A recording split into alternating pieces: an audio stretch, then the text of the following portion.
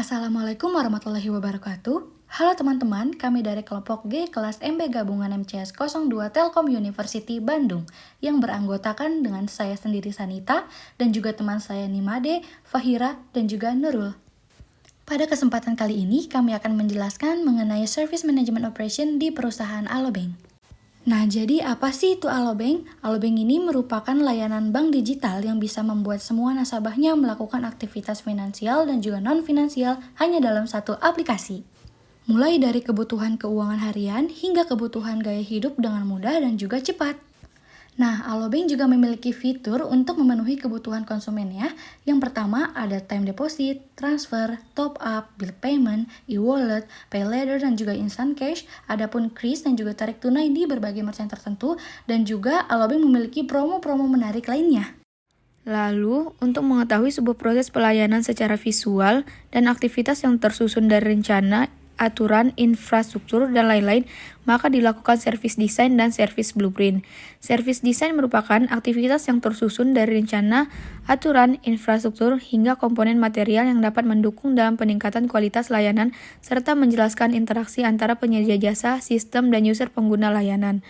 Lalu, service blueprint merupakan langkah-langkah dalam sebuah proses pelayanan secara visual sehingga lebih mudah untuk merancang sebuah proses baru atau untuk mendokumentasikan dan meningkatkan proses yang sudah ada. Lalu, ada juga value yang ditawarkan oleh Alobank yaitu adanya dynamic, innovate, growth, intelligent, trust, accessibility, dan limitless. Haris dan Gude mendefinisikan e-service gap sebagai faktor-faktor dalam lingkungan online yang ada selama penghantaran layanan berlangsung.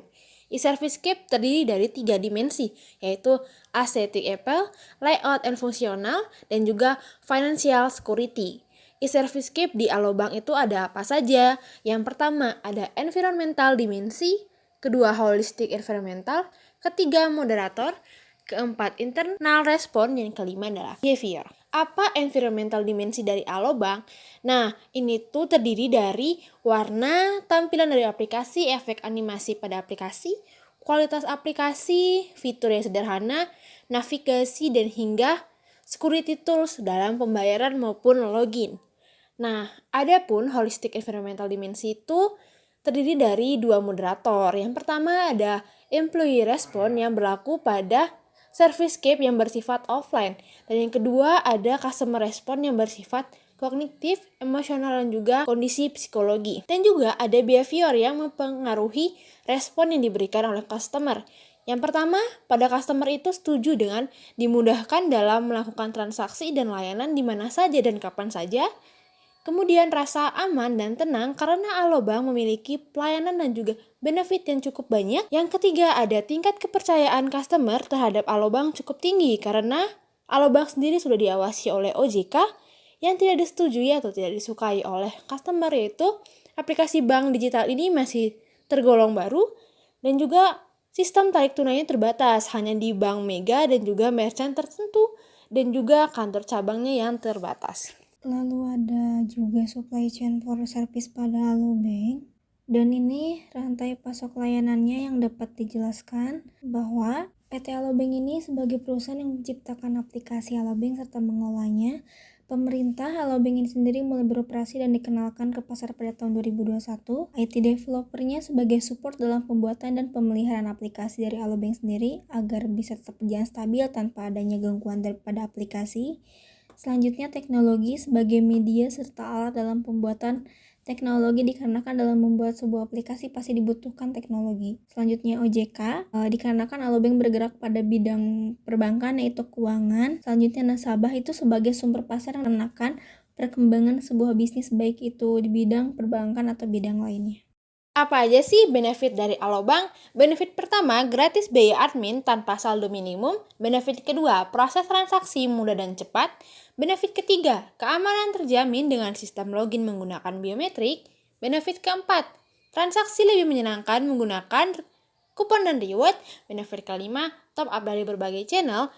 Dan benefit keenam adalah pay later dengan banyak promo, cashback hingga diskon.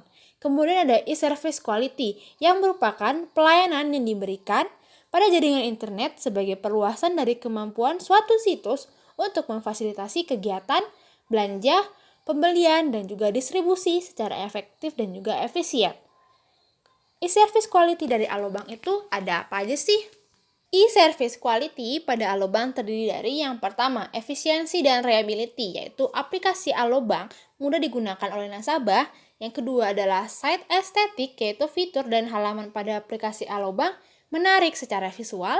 Yang ketiga ada responsiveness, yaitu Alobank cepat dalam menanggapi permasalahan dan selalu memberikan solusi melalui kontak yang tertera. Kemudian ada fulfillment, yaitu Alobank menyediakan kebutuhan nasabah dalam satu aplikasi.